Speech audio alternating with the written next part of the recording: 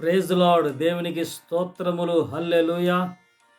ఈ daily bread కార్యక్రమానికి మిమ్మల్ని అందరినీ ప్రేమతో ఆహ్వానిస్తున్నాను. అందరికీ వందనాలండి. దేవుడు మిమ్మల్ని దీవించి ఆశీర్వదించునుగాక. ఆమేన్. పరమందును అలాగే ఈ భూయందు దరియందును సర్వాధికారము సర్వశక్తులు కలిగిన ఆ యేసయ్య నామానికి మహిమ కలుగునగాక. హల్లెలూయా. ఆయన శ్రీమంతుడు, శక్తిమంతుడు, అలాగే ఆయన రాజుల రాజు, ఆయన పరిశుద్ధుడు, ఆయన నిన్ను నన్ను పుట్టించిన దేవుడు. Praise the Lord. హల్లెలూయా. ఆయనే రక్షకుడు, ఆయనే పోషకుడు, ఆయనే నడిపించువాడు, ఆయనే మనలను సమకూర్చువాడు, ఆయనే పోగు చేయవాడు కూడా. Praise the Lord. హల్లెలూయా. మన ప్రభువు వాగ్దానం నుంచి వాగ్దానాలను నెరవేర్చువాడు ఆయన. ప్రియమైన వారలారా, ఈ డైలీ బ్రెడ్కి ప్రేమతో మిమ్మల్ని ఆహ్వానిస్తుంటున్నాను. చూడండి, ఈరోజు ప్రాముఖ్యమైన విషయం. ఈరోజు నుంచి శుద్ధీకరణ సంవత్సరాంతపు శుద్ధీకరణ కూడికలు, ఉపవాస కూడికలు జరుగుతున్నాయి ఈ రోజు నుంచి. కాబట్టి మీరందరూ కూడా సిద్ధపడి రావాలని కోరుకుంటున్నాను. దూర ప్రాంతం నుండి వచ్చే వారికి కూడా ఇక్కడ మేము భోజన వసతి కూడా కల్పిస్తాం. మందిరంలోనే భోజన అక్కడే వసతి ఉంటుందండి. మీరు ఏ విషయంలో ప్రార్థన రావాలనుకుంటున్నారో వచ్చేసేయండి. మందిరంలో చక్కగా ఉండిపోవచ్చు. అలాగే భోజనాల విషయంలో అంటే ఉపవాసాలు ఉంటారు కాబట్టి పెద్దగా అవి ఉండవు, కానీ సాయంత్రం మాత్రము ఏదో చిన్నగా ఏర్పాటు చేస్తాము. ఏర్పాట్లు ఉంటాయి. రాత్రుల్లో మాత్రమే ఏర్పాట్లు ఉంటాయి. టిఫిన్ లాంటిది మాత్రమే ఉంటుంది. కాస్త మీరు వీటన్నిటిని గమనించగలరు. వచ్చేసేయండి. మందిరంలోని మీతో పాటు మేమందరము కూడా దేవుని సన్నిధిలో ఉపవాసం ఉండి ఈ శుద్ధీకరణ కూడికలో మనల్ని మనము పశ్చాత్తాపడుతూ శుద్ధీకరించుకుందుము గాక వాక్యము ద్వారా. ఆమేన్. హల్లెలూయా. ఈరోజు రేపండే గమనించగలరు. అలాగే దేవుని వాక్యంలోనికి వెళ్దాం. చూడండి, ఈరోజు నిన్నటి రోజేమో కళ్ళను కదండి, కళ్ళను శుద్ధీకరించుకోవాలి. ఈరోజు ఏంటంటే కాళ్ళను చూడండి. చూద్దామా? లేవే కాండం 8వ అధ్యాయం 23లో నేను చదువుతాను. లేవే కాండము 8వ అధ్యాయం 23. లేవే కాండము 8:23 నేను చదువుతానండి, మీరు శ్రద్ధగా ఆలకించండి. మోషే దానిని వధించి దాని రక్తములో కొంచెము తీసి అహరోను కుడి చెవిని కొన మీదను, అతని కుడి చేత బొటన వ్రేలి మీదను, అతని కుడి కాలి అతని కుడి కాలి బొటన వేలు మీదను దాన్ని చరిమెను. చూడండి, 2 పొటేళ్ళు తీసుకొని ఆ పొటేలు యొక్క రక్తాన్ని ప్రభుకు అర్పించి బలిగా ఇచ్చేసి ఇక్కడ ఏం చేస్తున్నాడంటే మోషే ఆ 2 పొట్టేలను వధించి వధించిన ఆ పొట్టేల యొక్క రక్తమును చూడండి, బైబిల్లో అతని కుడికాలి బొటన వ్రేలి కొన మీదను దాన్ని చరిమెను, ప్రోక్షించెను, చమిరేను. చూడండి, స్ప్రింకిల్ కాలి మీద కదండి. ఏం చేశాడు? కుడి కాలి అంటే ఇక్కడ ఏంటంటే అతని కాలు, అతని పాదాలు శుద్ధీకరించబడ్డాయి. పాదాలు ఈరోజు అంశం ఏంటంటే కాళ్ళు శుద్ధీకరించబడుట.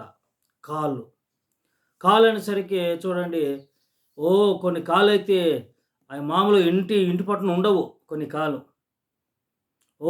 తిరుగుతూనే ఉంటాయి. కొన్ని కాళ్ళు కొన్ని కాళ్ళు అసలు ఊరికనే అయి నిదానంగా ఉండవు కొన్ని కాళ్ళు. కొన్ని కాళ్ళు కుదురుగా ఉండవు. ఎటు పడితే అటు పోతూనే ఉంటాయి. ఎటు పడితే అటు పోతూనే ఉంటాయి. కొన్ని కాళ్ళైతే తల్లిదండ్రులు చెప్తారు, "అరేరే! ఎళ్లి కొట్టుకెళ్ళి ఆ సిగరెట్ డబ్బా పట్టరారా" అంటారు కదండీ! ఆ కాళ్ళు ఏ కాళ్ళు? సిగరెట్ డబ్బా కాళ్ళు కదా! మరి ఆ కాళ్ళు శుద్ధీకరింపబడాలి. ఇక్కడ బాధాకరమైన విషయం ఏంటంటే, నేను నేను చూసిన విషయం, నేను చూసిందే చెప్తున్నానండి. పిల్లలు పాడైపోవటానికి కారణము తల్లిదండ్రులు కారకులవుతుంటున్నారు. ఎవరండి? తల్లిదండ్రులు కారకులవుతున్నారు. పిల్లలు పాడైపోవటానికి, పిల్లలు చెడిపోవటానికి తల్లే గాని, తండ్రే గాని, ఇంట్లో ఉన్న ఇంటి వాళ్ళు కారకులవుతున్నారు.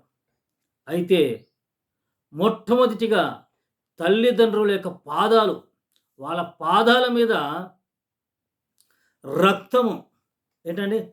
రక్తము చమరబడాలి. రక్తం ప్రోక్షించబడాలి.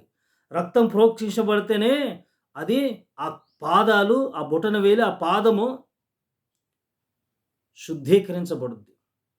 అంటే అప్పటిదాకా ఏముంది? అపవిత్రత ఉంది. అశుభ్రం ఉంది. అప్పటిదాకా ఏముందండి? మలినంతో ఉంది. అప్పటి వరకు ఏముందండి?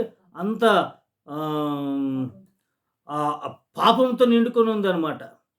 అంత దుమ్ము, ధూళితో ఉంది. అంటే మీరు ఆత్మీయంగా లోతుగా అర్థం చేసుకోవాలి. పాదాలన్నీ కూడా దుమ్ము, ధూళితో ఉన్నాయి. ఏవండీ? ఎక్కడో ప్రయాణం చేసి చేసొచ్చావు. రావడంతోనే ఇంట్లోకి దూరిపోతావా? ఏం చేస్తావు? కదా! వాష్‌రూమ్‌కెళ్ళి చక్కగా కాళ్ళు కడుక్కొని వచ్చేస్తావు. అయితే బైబిల్‌లో కూడా ఇద్దరు కాళ్ళు కడుక్కొని భోజనం చేసినట్టుగా చూస్తున్నాం. చూడండి, న్యాయాధిపతుల గ్రంథము 34 న్యాయాధిపతుల గ్రంథము న్యాయాధిపతుల గ్రంథము 19:21లో ఉంది. నేను చదువుతాను. 19:21లో. అప్పుడు వారు కాళ్ళు కడుక్కొని అన్నపానములు పుచ్చుకొనిరి. ఏంటండి? అప్పుడు వారు కాళ్ళు కడుక్కొని అన్నపానములు పుచ్చుకున్నారు. ఏం కడుక్కున్నారండి? కాళ్ళు. కాళ్ళు కడుక్కోవాలి. కాళ్ళు శుభ్రం అవ్వాలి. కాళ్ళు నీట్‌గా ఉండాలి. కాళ్ళు అంటే దేనికి సాదృశ్యం అంటే ఏమండి? Our way of walking. ఏంటండి? మన నడవడిక. చెప్పండి ఏంటంటే కాళ్ళు అంటే ఏంటి? దేనికి సాదృశ్యం అండి? నడవడిక ఎలా ఉంది? నీ మార్గాలు ఎలా ఉన్నాయి? నీ నడవడిక ఎలా ఉంది? వీళ్ళు పాదాలు కడుక్కొని ఏం చేశారండి? భోజనం చేశారు. ఏవండీ? బల్లారాధన రోజున యోగ్యులు మాత్రమే ఆ పరిశుద్ధ బలు చేతులు చేయట్టాలి. అయోగ్యంగా తీసుకుంటే, అపవిత్రంగా తీసుకుంటే ఏవండి? శిక్షకు పాత్రులవుతారు. ఏవండి? మన పాదాలు నడవడికననేది కడుక్కోవాలి. రక్తము ఏంటండి? పొట్టేల రక్తము, యేసయ్య రక్తం, పవిత్రమైన రక్తము, వాక్యము ద్వారా మన పాదాలు, మన నడవడిక శుద్ధి చేసుకోవాలి. ఓ తల్లిగారు ఉన్నారు. ఆమె ఏం పేరంటే దీనా. ఏమండి? కుదురుగా ఒక ఇంటి పట్టున యవనస్తురాలు ఉండలేదండి. ఒంటరిగా వెళ్ళింది. ఆ పాదాలు ఎటెళ్ళిపోయింది? ఎటెళ్ళినాయండి పాదాలు? ఆవిడ పాదాలు దీన పాదాలు చివరికి చూడండి, అపవిత్రంగా మార్చుకుంది. అపవిత్రమైన మార్గంలో వెళ్ళిపోయింది. నడవడిక చెడిపోయింది. చివరికి ఆవిడ చంపబడింది కదండి! చంపబడింది. ప్రియమైన వారలారా, ఉదయకాల సమయంలో ఏమండి? ఆవిడ చూడండి, ఆవిడ్ని మనము శ్రద్ధగా క్షమించాలండి. చెరపబడింది. చంపబడలేదు, చెరపబడింది. అంటే ఆవిడ కాళ్ళన్నీ కూడా అపవిత్రపరుచుకుంది. ఆవిడ పాదాలు. ప్రియమైన వారలారా, ఓ మనిషిని పాదాలు శుద్ధీకరించబడాలి. ఈ శుద్ధీకరణ దినాల్లో మనము ఉపవాస శుద్ధీకరణ దినాల్లో మన పాదాలు యేసయ్య రక్తముతో ప్రోక్షింపబడినప్పుడే మన పాదాలు నడవడిక శుద్ధీకరింపబడతాయి. ఏమండి? ఆ తల్లి ఊరికైనా అలా పోయింది. కుదురుగా ఉండాలి కదండి. ఆ పాదాలు, ఆ మార్గాలు, ఆ పాదాలు ఎటుపోయాయండి? అదిగో ఆ పాపిస్ట్ అటు వెళ్ళిపోయాయన్నమాట. దుర్మార్గులు ఉన్న చోటుకి వెళ్ళిపోయాయి. ఈ పాదాలనేవి ప్రభుకి ఉపయోగపడాలి. Praise the Lord. హల్లెలూయా! చెప్పండి హల్లెలూయా! చూడండి, ఆమోసు గ్రంథము, ఆమోసు 3:3లో ఓ మాట ఉంది. నేను చదివిస్తాను. ఆమోసు 3:3. ఆమోసు గ్రంథము 3:3లో ఇలా ఉంది. ఈ సమయానికి రైట్. 3:3లో ఏముందంటే, సమ్మతింపకుండా ఇద్దరు కూడి నడుతురా. ఇద్దరు నడవాలంటే ఒకరికొకరి యొక్క సమ్మతి కదండి. నీకు నువ్వుగా ఒంటరిగా నడవలేవు. దేవుడు నీకు తోడుగా ఉండాలి. దేవుడు నీకు తోడుగా ఉండాలి. ఇక్కడ ఏంటంటే ఇద్దరు ఇద్దరు హృదయాలు కలిస్తేనే వారు నడవగలరు. వాళ్ళ పాదాలు క్రమంగా ఉంటాయి. లేకపోతే నువ్వు ముందేళ్ళు, నేను తర్వాత వస్తాను. కొన్ని పాదాలు ఏంటంటే అవి పొసగని పాదాలు. పొసగని ప్రతి పాదము ప్రోక్షింపబడి శుద్ధీకరింపబడునుగాక. హల్లెలూయా! అంటే నడవడిక ఏంటండి? నడవడిక. బైబిల్లో నడిచిన వారు ఉన్నారు. హెబ్రీ రాసిన పత్రిక 11వ అధ్యాయంలో చివరిగా నేను చదివిస్తాను చూడండి. హెబ్రీ 11 5, 6 చదువుతానండి. హెబ్రీ 11 5, 6. ఇక్కడ ఎవరు నడిచారు చూద్దాం. చూడండి 5, 6. ఆ విశ్వాసం ద్వారా విశ్వాసమును బట్టి హానోకు మరణము చూడకుండానట్లు కొనిపోయాను. అతడు కొనిపోక మునుపు దేవునికి ఇష్టడై ఉండని సాక్ష్యం పొందెను. కాగా దేవుడు అతన్ని కొనిపోయాను కనుక అతడు కనబడలేదు. ఏమండి? దేవునికి స్తోత్రము. హానోకు దేవునితో నడిచాడు కదా. ఎవరితో నడిచాడు? దేవునితో నడిచాడు హానోకు. మన పాదాలు దేవునితో నడిచే పాదాలుగా ఉండునుగాక. మన పాదాలు దేవునితో నడవాలంటే మన పాదాలు పొట్టేల యొక్క రక్తంతో ప్రోక్షింపబడాలి, శుద్ధీకరించబడాలి. అప్పుడే దేవునితో మనం నడవగలము. ప్రేమటి వారలారా, హానోకు నడిచినట్టుగా మనం నడుద్దుముగాక. అట్టి కృప దేవుడు మనందరికీ దయచేయునుగాక. ఆమెన్. ప్రార్థన అండి. పరిశుద్ధుడా, జీవముల తండ్రి, ఆ యొక్క కాల గురించి ఆ యొక్క శుద్ధీకరణ గురించి మీరు మాట్లాడిన వందనాలు తెలియజేస్తూ, మా కాళ్ళు ప్రభు ఇదిగో తండ్రి శుద్ధీకరింపబడాలి.